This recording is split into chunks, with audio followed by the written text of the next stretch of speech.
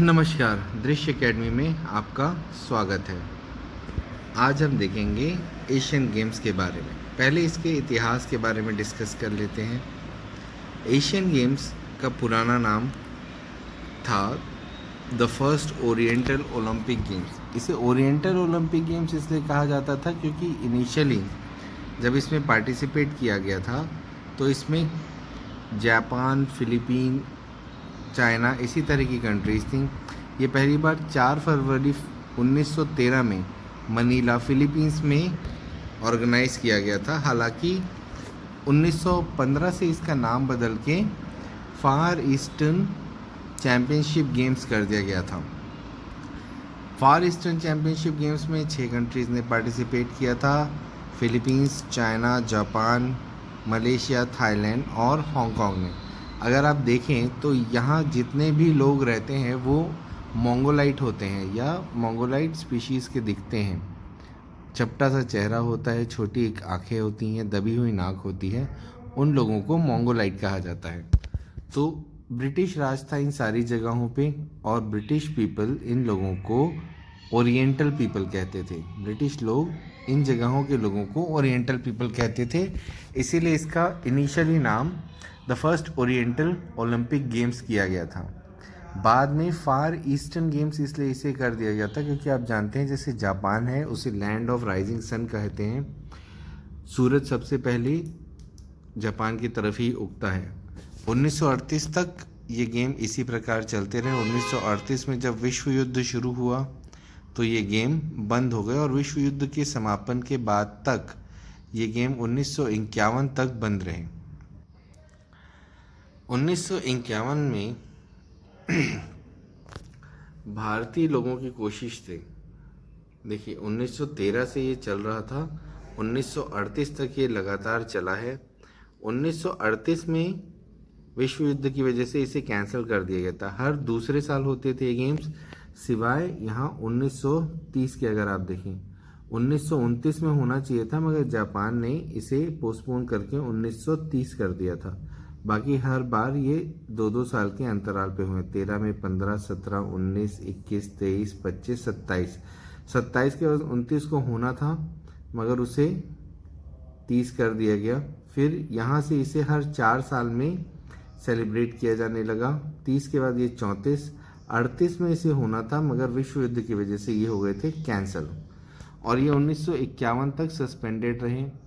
1951 के बाद एक भारतीय व्यक्ति थे गुरुदत्त सोनी, उनकी फ़ोटो आप यहाँ पे देख सकते हैं। ये भारतीय ओलंपिक कमेटी के मेंबर थे।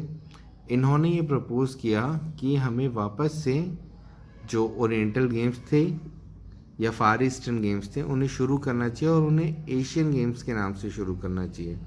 तो फिर इसके लिए एक एशियन एथलेटिक फेडरेशन वगैरह बनी, इसके नियम कानून बने। बाद में इसे ओलंपिक के अंदर शामिल कर लिया गया। तो गुरुदत्त सोधी ही वो व्यक्ति थे जिनका ब्रेन चाइल्ड है आज के मॉडर्न ओलंपिक गेम्स।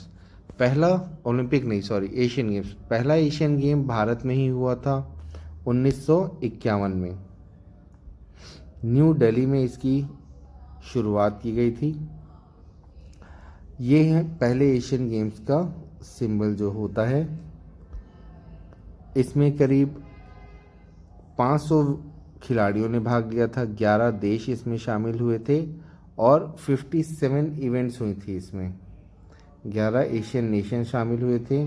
करीब 489 लोगों ने भाग लिया था और 57 इवेंट्स हुई थी। इसका एक मैस्कॉट था जो कि एक एशियन हाथी था जिसे अप्पू नाम दिया गया था। दिल्ली में एक बहुत बड़ा अम्यूज़मेंट पार्क भी है जिसे अप्पू घर कहा जाता है। ये वो सिंबल है जिसे फाइनल किया गया था एशियन गेम्स के लोगों के तौर पे। ये दर्शाता है एशियन गेम्स या एशियाई लोगों की गर्मजोशी को। एशियन गेम्स का एक जो मेडल है ये 1974 के एशियन गेम्स का मेडल आप यहाँ देख रहे हैं, ब्रॉन्ज मेडल। इसमें लिखा होता है एवर ऑनवर्ड। ये एशियन गेम्स के मेडल्स पे लिखा जाता है, ये इसका मोटो है एशियन गेम्स का, एवर ऑनवर्ड। और ये भी गुरुदत्त सोधी ने ही प्रपोज किया था ये डिज़ाइन भी। देखिए ये जो लोगो है हम एशियन गेम्स का, इसमें 16 किरणें होती हैं, बीच में एक वाइट सर्कल होता है जो कि ये रिप्रेजेंट करता है एशियन गेम्स, एशियन लोगों की गर्मजोशी को। इसमें इम्पोर्टेंट बात ये है, पहले एशियन गेम्स थे ये, इसमें आपको याद रखना है कि ये भारत में हुए थे, 1951 में हुए थे। 4 मार्च से 11 मार्च, अगर आप इसको याद नहीं भी रखते हैं तो चलेगा, 1951 याद रखना ज़रूरी है आपको। इसका मोटो क्या था ये आपसे पूछा जा सकता है, ख़ास तौर पे व्यापम के पेपर में।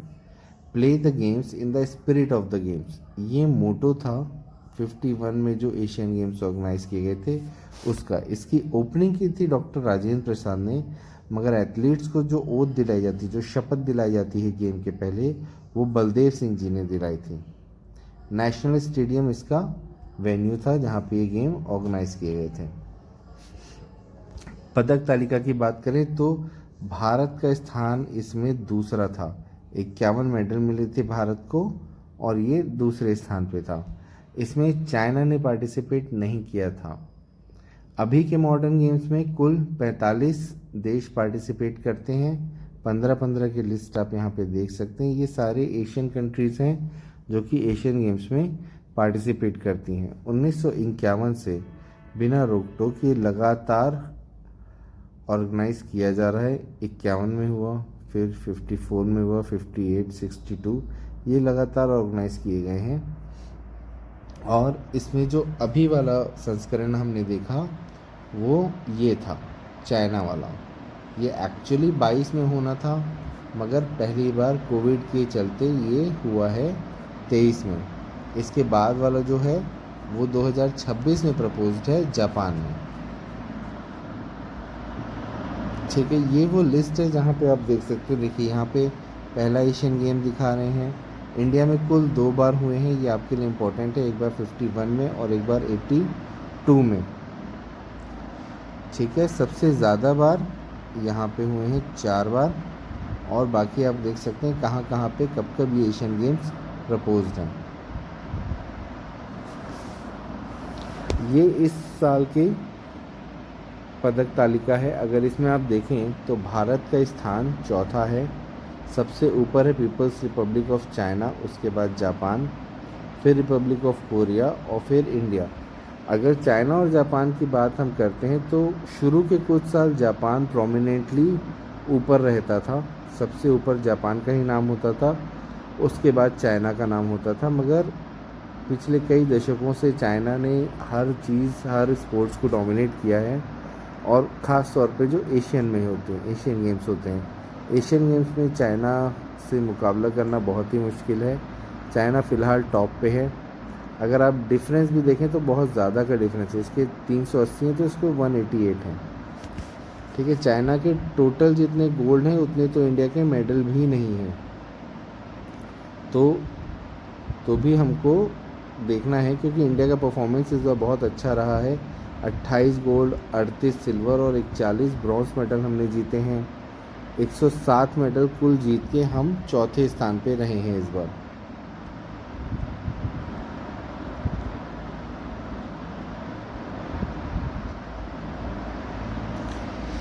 हमने इस बार जीते हैं, भारतीय टीमों ने या व्यक्तिगत खिलाड़ियों ने, भारतीयों ने 107 मेडल जीते हैं, जिसमें से 28 गोल्ड हैं, 38 सिल्वर मेडल हैं और 41 ब्रॉन्ज मेडल हैं।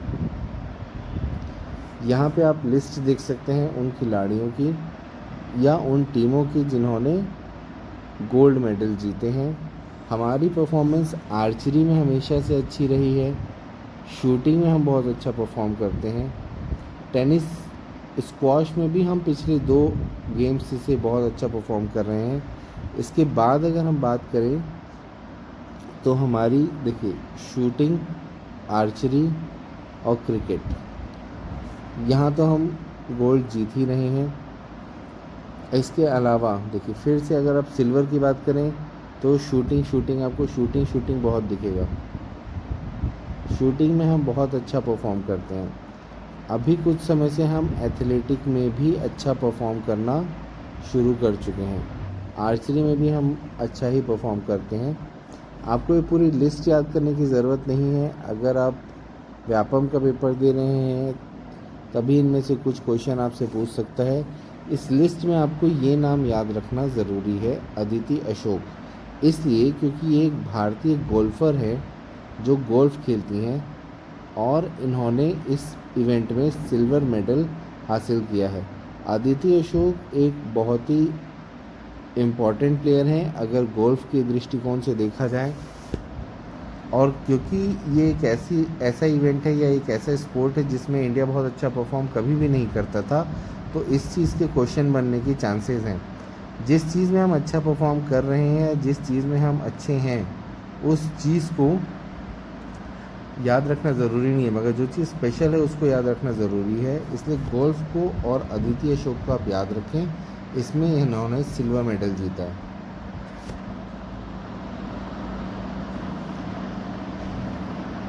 इसके अलावा इंडियन ब्रिज टीम, इंडिया की जो ब्रिज टीम है, ब्रिज एक ताश का गेम होता है जिसमें आपकी मेमोरी टेस्ट होती है, आपकी मेमोरी बहुत अच्छी होनी चाहिए। इस टीम ने सिल्वर जीता है।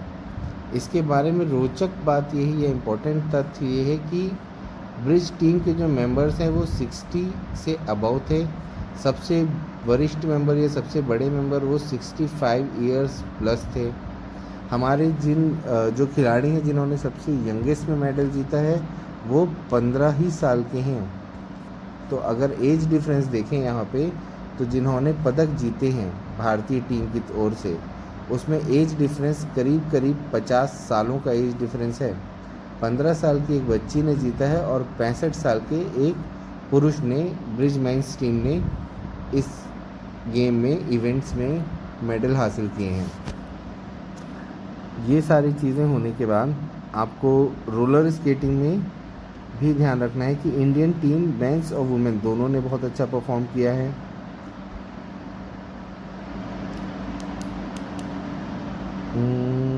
हाँ,